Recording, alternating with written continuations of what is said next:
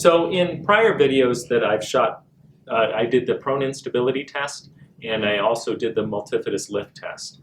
So those tests are going to show that there's a lag in the multifidus muscle, or at least in the core, delaying activation. So what happens is that in the lumbar spine, you can use a muscular strategy or a ligamentous strategy in order to stabilize your spine.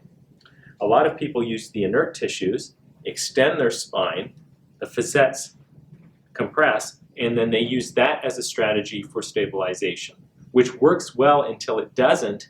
Then your stabilization strategy, which puts a lot of stress on the osteoligamentous structures, keeps perpetuating the pain.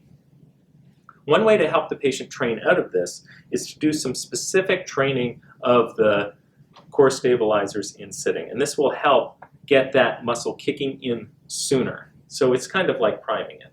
You can have the patient in neutral here, or what I'll tend to do, and what we'll learn in the level 2, is I'll lock the lumbar spine down to the level where I feel there's some hypotonus in the multifidus.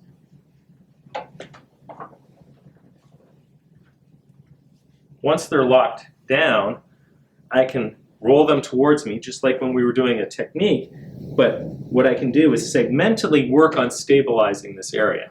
And the best way to be able to do it is that I can tell the patient, okay, I'm going to bring you back this way.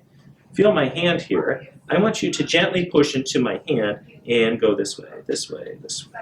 So I'm getting a concentric contraction.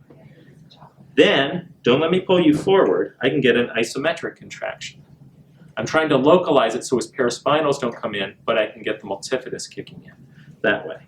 And then what I can do is say, okay, I want you to gently push into my hand, but keep this muscle going. And I might have to cue him through the pelvic floor. Good, and hold that. Good, hold, hold, hold. Good, and then keep that muscle going, and I want you to push back into my hand.